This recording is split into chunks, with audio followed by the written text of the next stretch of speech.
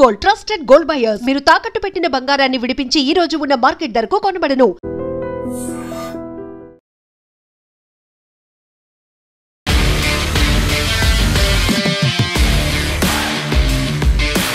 నమస్తే, welcome to I dream weekend update with Kavitha. మనతో పాటుగా ఉన్నారు foundation for democratic reforms founder doctor Jayaprakash Narayan garu. Sir, మరి ఇప్పుడు పార్టీలు, పదవులు, ఫిరాయింపులు వీటన్నిటి గురించి మాట్లాడుకున్నప్పుడు తెలంగాణలో కూడా 10 మంది ఎమ్మెల్యేలు ఫిరాయింపులు అయ్యాయి. మళ్ళీ ఇది కూడా సుప్రీంకోర్టు దాకా వెళ్ళింది. సుప్రీంకోర్టు ఒక 3 నెలల గడువు స్పీకర్కి ఇచ్చిన తర్వాత మళ్ళీ ఒక ఎక్స్టెన్షన్ కావాలని కోరుకున్నారు. ఆ టైంలో సుప్రీంకోర్టు సీజే గవాయి చేసినటువంటి వ్యాఖ్యలు, న్యూ ఇయర్ సెలబ్రేషన్ మీరు ఎక్కడ చేస్తున్నారో తేల్చుకోండి అనే మాట. సో వారం రోజుల గడువు, ఆ వారం రోజుల గడువు ఈ రోజుతో అయిపోతుంది. సార్, ఎలాంటి డెసిషన్ తీసుకుంటారు సార్? ఏమవుతుంది అనుకుంటున్నారు మీరు? ఆ భాషను గురించి మనం పక్కన పెట్టేద్దాము. అడ్వకేట్ జనరల్ గారి వ్యాఖ్యను చూశాను, పక్కన పెట్టేద్దాం. ప్రతి విషయంలో కూడా మనకి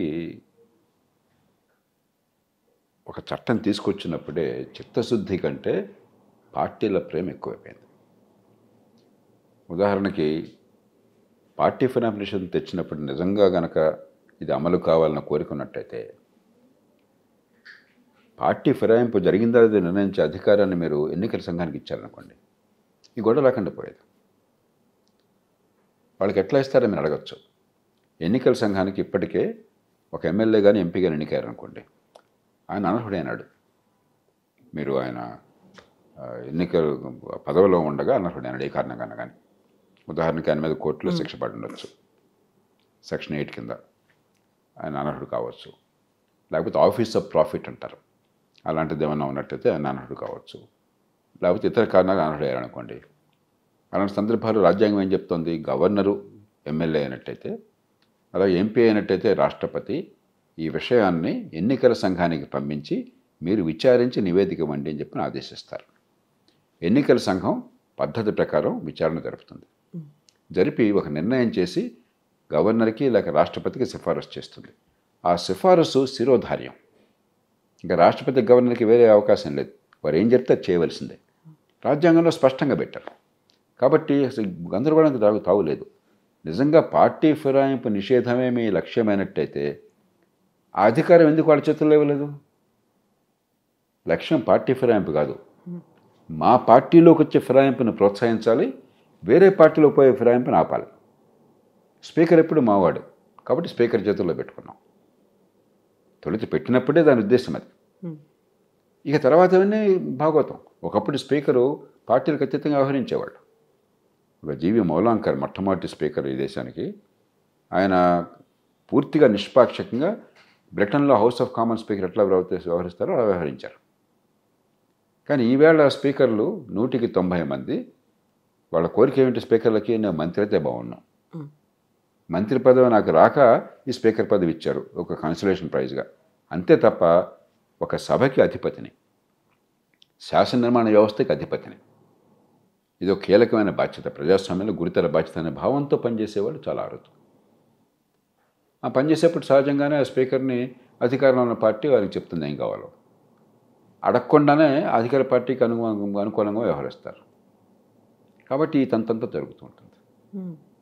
అంచేత ఈ పార్టీ ఫిరాయింపు గురించి మనం అంత సీరియస్గా తీసుకోవద్దు. పార్టీల మధ్య ఏదో సరదాగా వాళ్ళకి పోరాటం తప్పితే, ఆ పార్టీ ఉంటే వాళ్ళు ఫిరాయింపులు చేసుకున్నారు, ఈ పార్టీ ఉంటే వీళ్ళు ఫిరాయింపులు చేసుకున్నారు.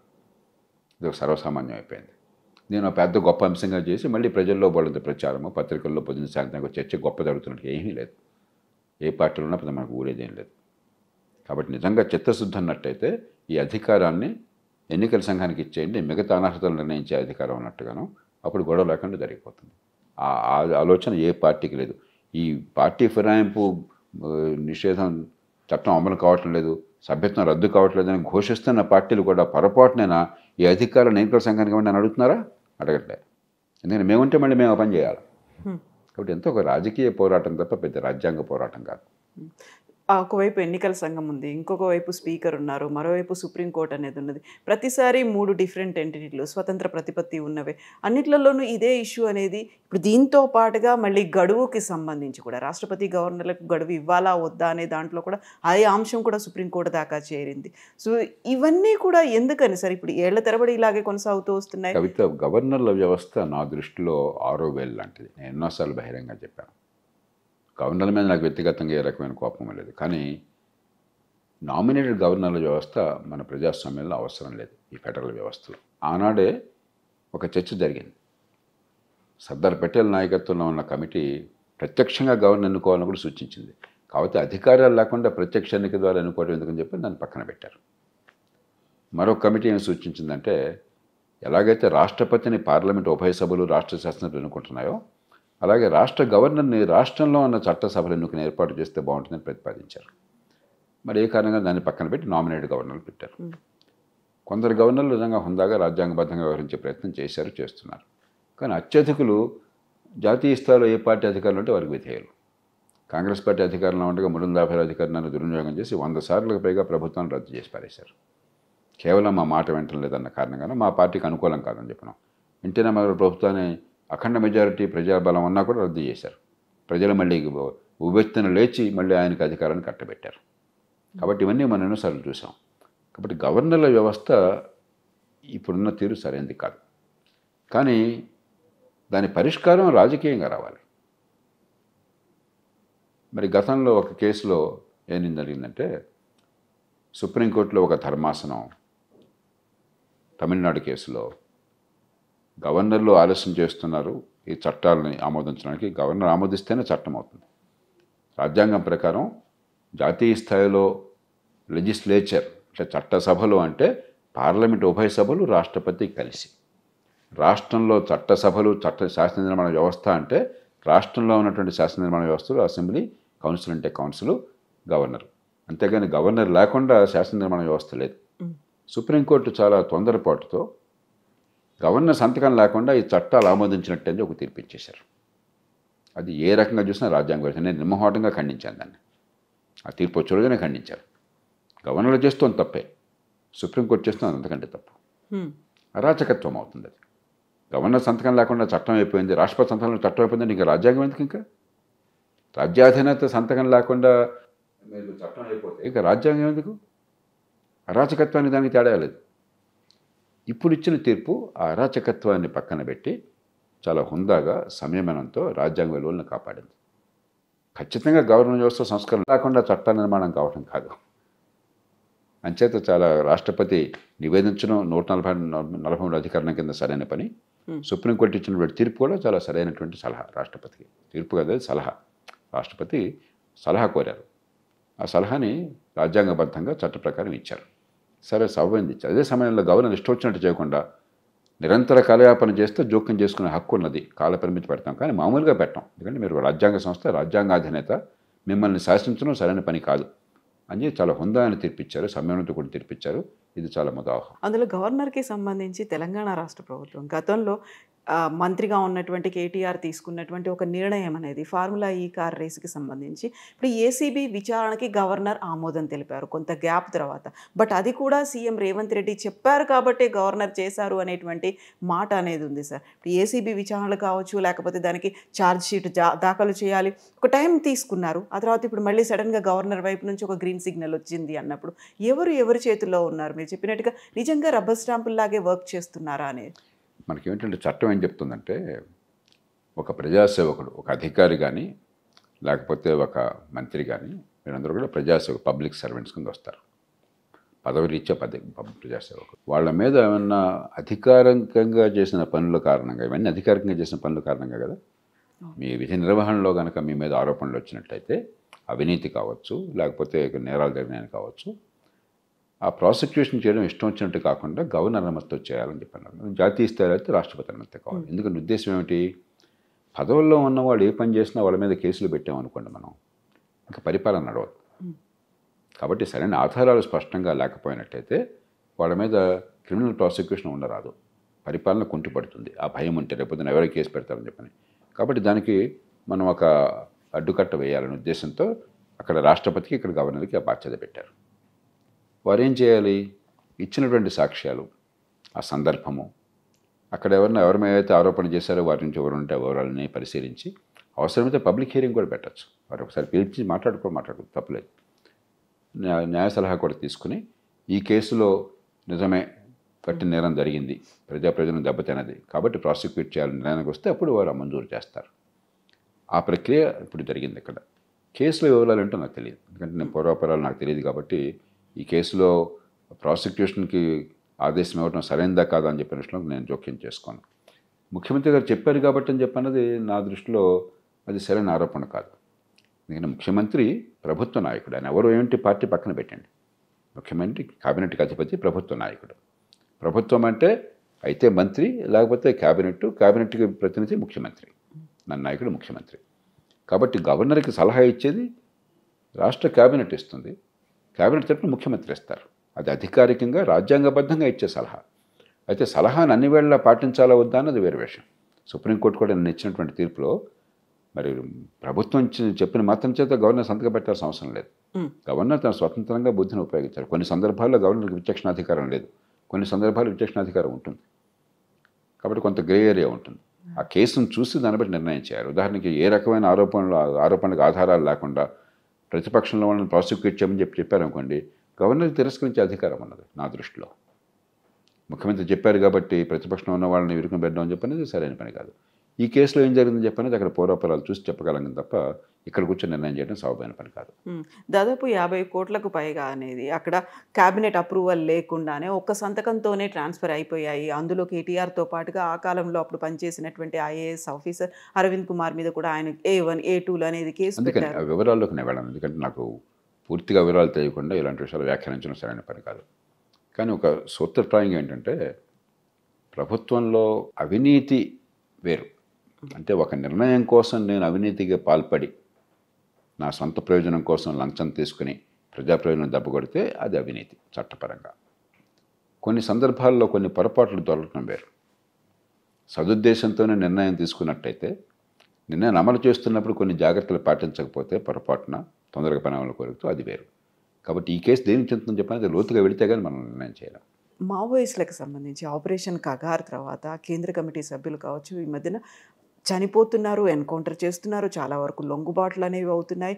బట్ ఇవన్నీ కూడా మళ్ళీ ఫేక్ ఎన్కౌంటర్లు, బూటకపు ఎన్కౌంటర్లు చేస్తున్నారు అనే దాంతో పాటుగా ఒక ప్రెషర్ అనేది పెడుతున్నారు, ఒక విచక్షణ కోల్పోతున్నారు అనేది వివక్ష చూపిస్తున్నారు. అది కూడా కేంద్ర కమిటీ సభ్యుడు హిడ్మా ఎన్కౌంటర్ తర్వాత వస్తుంది. ఇందులో కూడా అగ్రకులాలకు ఒక రకంగా ట్రీట్మెంట్ అనేది ఉంది, నిమ్న వర్గాలను ఇంకో రకంగా ట్రీట్ చేస్తున్నారు అనేది.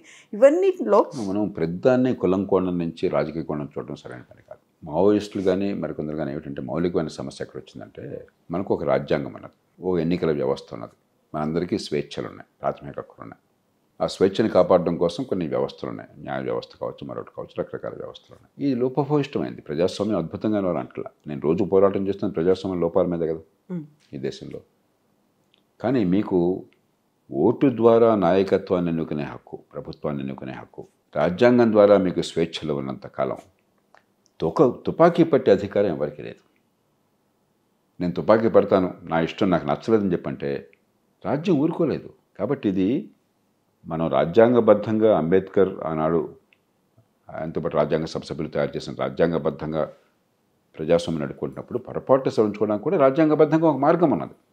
రాజ్యాంగంలోనే సవరణ చేసుకోవచ్చు, ప్రజల మద్దతు సంపాదించి చట్టాలు మార్చుకోవచ్చు, ప్రజలను ఒప్పించి మరి సరైన వాళ్ళు సమర్థులు ఎన్నికయ్యేట్టు ఏర్పాటు చేసుకోవచ్చు. దానికోసం మార్పులు చేర్పులు కావాలి. నేను నిరంతరం పోరాడుతాను. ప్రజాస్వామ్యంలో లోపాలు ఉన్నాయి, ఎన్నికల్లోనే చాలా తప్పులు ఉన్నాయి, దీన్ని మార్చాలని పోరాడుతున్నాను. కానీ ఎన్నికైన ప్రభుత్వాన్ని నేను ఏనాడు కూడా మీకు అర్హత లేదని నేను అంటలా. లోపభూయిష్టమో కాదో ఎన్నికల్లో మీరు నెగ్గారు, ఆ ప్రభుత్వాన్ని గుర్తించకపోయినట్టయితే నేను రాజ్యాంగబద్ధంగా నేను పనిచేస్తున్నట్టు కాదు. ఆ ప్రభుత్వాన్ని గుర్తించాలి, గౌరవించాలి. అంటే అర్థం ప్రభుత్వాన్ని దాసోహం అంటాం కాదు.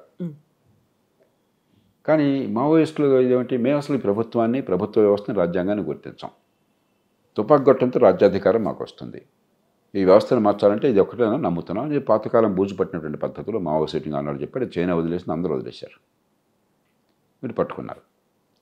అది పట్టుకున్నప్పుడు రాజ్యం మౌనంగా కూర్చోలేదు.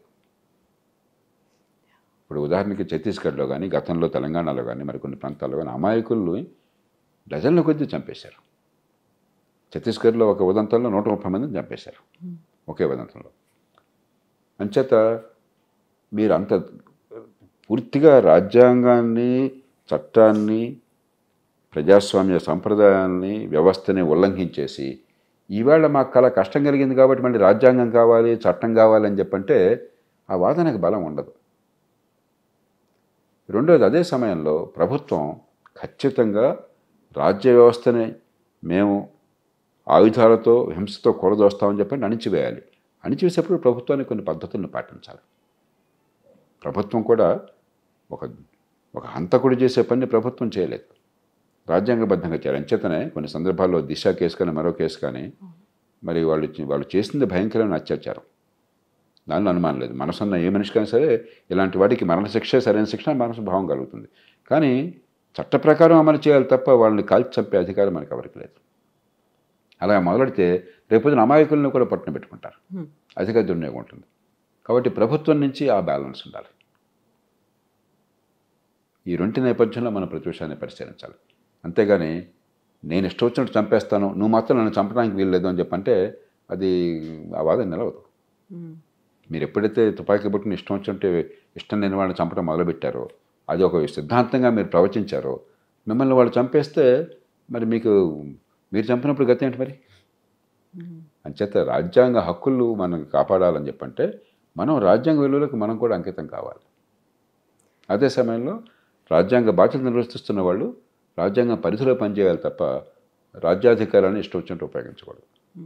మీరు కలెక్టర్గా వర్క్ చేశారు, ఆ టైంలో కూడా ఇప్పుడు నక్సలిజం అనేది కనిపించింది. ఆ తర్వాత ఇప్పుడు ఆపరేషన్ కగార్ అన్నారు. 2026 మార్చ్ ఎండ్ కల్లా నక్సలిజమాన్ని మేము కంప్లీట్గా అంతం చేస్తాము అనేది. సో ఆ స్టేజ్ నుంచి ఇప్పటికి ఆల్మోస్ట్ 40-50 ఏళ్ల తర్వాత ఉన్నటువంటి సిచ్యువేషన్ ఇప్పుడు ఇంకా ఉండదు అనుకున్న టైంలో ఇంకెక్కడో ఒక చోట మళ్ళీ ఉద్భవిస్తుంది ఇంకో రూపంలో అనేటువంటి వాదనలు కూడా ఉన్నాయి కదా సార్. అంటే రెండు, ఒకటి ఈ హింసావాద తీవ్రవాద ఉద్యమాలు చాలా మేరకు తగ్గుతున్నాయి. ఉదాహరణకి ఇప్పుడు మొదటి దశలో 69 ఆ ప్రాంతాల్లో శ్రీకాకుళం ప్రాంతంలో మనకు వచ్చింది. అంతకుముందు నక్సల్బరీలో ప్రారంభమైంది. అక్కడ పోయాక రెండో దశలో 1970 దశకం చివరిలో జగిత్యాల, సిరిసిల్ల ఆ రోజుల్లో కల్లోల ప్రాంతాలుగా ప్రకటించారు కరీంనగర్ జిల్లాలో. కాబట్టి నాకు బాగా పరిచయం అక్కడేం జరిగిందని చెప్పాను. కానీ కాలక్రమేణా ప్రభుత్వాలు కొన్ని తప్పుడులు వేసినాయి, కొన్ని సరిగ్గా చేసినాయి. కానీ చివరికి పార్టీలకు అతీతంగా ఒక రాజకీయంగా పరిపాలనా పరంగా ఒక స్పష్టమైన వైఖరి వచ్చింది. ఒకటి, హింసని మనం సహించలేము, చట్టబద్ధమైన పద్ధతులు అణిచివేయవలసిందే ఒకటి. రెండు, అభివృద్ధిని ఈ రోడ్లు కానీ రవాణా సదుపాయాలు కానీ మరుగు సదుపాయాలు కానీ మారుమూల ప్రాంతాలకు వెళ్ళే ఏర్పాటు జరగాలి.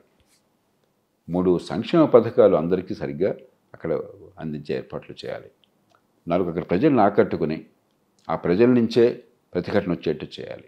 అక్కడి నుంచే మీకు నిఘా కానీ సమాచారం అందడం కానీ ఆ ప్రజలను కానీ ఆకట్టుకోకుండా ఉన్నట్టయితే మీరు అణచివేయలేరు. ఇలా కొన్ని పద్ధతులను పాటించారు. రాజకీయ ప్రక్రియ ఒకప్పుడు ఏం చేసేదంటే అక్కడ దూరంగా అక్కడ వెళ్ళేది కాదు అసలు. కాలక్రమేణా రాజకీయ పార్టీలు కూడా బాగా అక్కడికి వెళ్ళి ఓట్ల కోసం ప్రజలకు వెళ్ళి అక్కడ సంక్షేమాన్ని ప్రజలకు అందజేసి రకరకాలుగా ఏదో భాగంగా ఈ రాజకీయ ప్రక్రియలో ప్రజలను భాగస్వామ్యం చేశారు. ఓ పక్కన పోలీస్ యంత్రాంగం పటిష్టమైన చర్యలు, మరో పక్కన ప్రభుత్వ సంక్షేమ పథకాలు, మూడో పక్కన రాజకీయ ప్రక్రియ కలిసి కాలక్రమేణా మన తెలుగు రాష్ట్రాల్లో ఈ మావోయిస్ట్ ఉద్యమానికి పెద్ద పాత్ర లేకుండా చేసినాయి. మరి చాలామంది చెప్పేది నాకు వివరాలు తెలియవు, మన నాయకులే అక్కడికి ఇతర ప్రాంతాలకు పోయి అక్కడ ఛత్తీస్గఢ్ లాంటి ప్రాంతాల్లో పెద్ద ఎత్తున మళ్ళీ చేపట్టారు. వాళ్ళు ఇక్కడి నుంచి నేర్చుకున్నారు.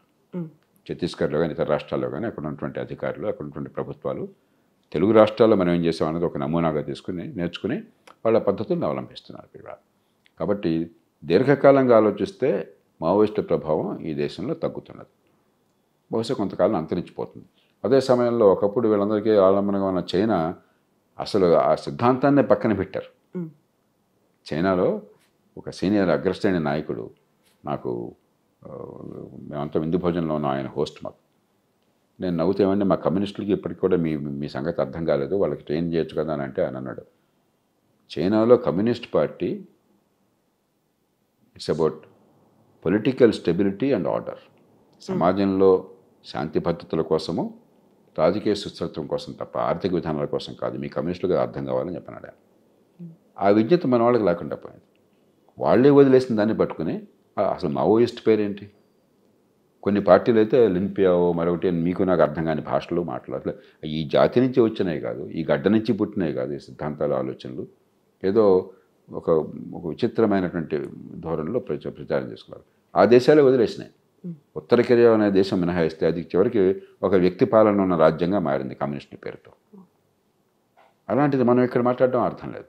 మనం చూడవలసింది వేళ ఆర్థిక ప్రగతి, సామాన్యుడికి దానిలో భాగస్వామ్యం, ఎదిగే అవకాశం.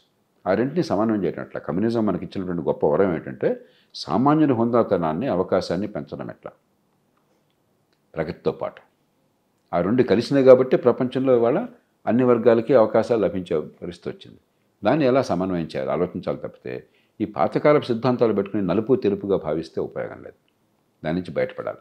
అంచేత కాలక్రమేణా అంతరించిపోతుంది. మీరు యువతలో మీకు ఎవరు కూడా కమ్యూనిస్ట్ పార్టీ కానీ లేకపోతే ఈ తుపాకీ పట్టి మార్పు కానీ దానికి వెళ్ళేవాళ్ళు కనిపించట్లేదు. కానీ ఈ పార్టీలు క్రమక్రమం అంతర్ధానమైనా కూడా ఇప్పటికీ ఈ సమాజంలో చట్టబద్ధ పాలన లేదు. ఎదిగే అవకాశాలు అందరికీ లేవు. పుట్టుక చాలామంది భవిష్యత్తును శాసిస్తున్నది వాళ్ళే పాపం ఎరగకుండా, మంచి విద్య లేక, మంచి ఆరోగ్యం అందక. ఇప్పటికీ అసంఘటిత రంగం రెక్కాడితేగా డొక్కాడక, జీవితంలో ఉద్యోగ భద్రత లేక అలమటిస్తున్నారు. కాబట్టి ఆర్థిక వ్యవస్థలో మౌలికమైన మార్పులు కావాలి. మీరు గమనించుంటారు, నేను చాలా కాలం నుంచి చాలా గట్టిగా చెప్తున్నాను. ఇంక్లూజివ్ ఎకనామిక్ గ్రోత్, సామాన్యులందరినీ కూడా భాగస్వాములను చేసే ఆర్థిక ప్రగతి లేకుండా మీరు ప్రగతి కేవలం కొందరికే పరిమితం చూపెడితే సమాజంలో శాంతి ఉండదు, మరి ఆర్థిక ప్రగతి కూడా కొనసాగడం సాధ్యం కాదు. కాబట్టి ఆ మార్పులు కావాలి. అంచేత ఒకటి సరే, చట్టాన్ని ఉపయోగించి చట్టబద్ధమైన పద్ధతుల్లో ఉగ్రవాద సంస్థలను అణిచివేయాలి, దానిలో అనుమానం లేదు, తీవ్రవాద సంస్థల్ని. కానీ అదొక్కటే పరిష్కారం అనుకోబోకండి. సమాజంలో మౌలికమైన సమస్యలు ఉన్నప్పుడు రాజకీయం ఆ సమస్యలకు పరిష్కారాన్ని చిత్తశుద్ధితో అన్వేషించి అమలు చేయాలి. ప్రజల్ని భాగస్వాములు చేయాలి. అధికార వికేంద్రీకరణ చేయాలి. మనకు అధికార కేంద్రీకరణ ఉన్న సమాజం, పూర్తిగా రాష్ట్రాల చుట్టూ అధికారం కేంద్రీకృతమై అసలు మూడో వంచె ప్రభుత్వానికి పాత్ర లేకుండా చేశాం. ఆర్థిక ప్రగతి కేవలం కొందరికే పరిమితం చేసి చదువుని ఉత్తుత్త చదువును అందించి చదువులేదు పాడులేదు 180 మంది తెలివితేటలను వికసించే అవకాశం లేకుండా చేసి బేదలు ఉండే వ్యవస్థను కొనసాగిస్తున్నాం. చట్టబద్ధ పాలన లేకుండా బడితున్నాడిదే బరిగా తయారు చేశాం. ఇవన్నీ మార్చకుండా కేవలం తుపాకీతోనే మనం సమాజంలో శాంతిని పునరుద్ధరిస్తామని చెప్పంటే పొరపాటు అవుతుంది. తుపాకీ అవసరం, రాజ్యానికి తుపాకీ అనేది అవసరమైతే తుపాకీ వాడడం కోసం, కానీ తుపాకీ ఒక్కటే పరిష్కారం కాదు. రాజకీయంలో మౌలికమైన మార్పులు తేవాలి, పాలనలో మౌలికమైన మార్పులు తేవాలి. అప్పుడు దీర్ఘకాలికంగా సమాజంలో శాంతి ఉంటుంది. Yes sir, thank you so much sir, thank you.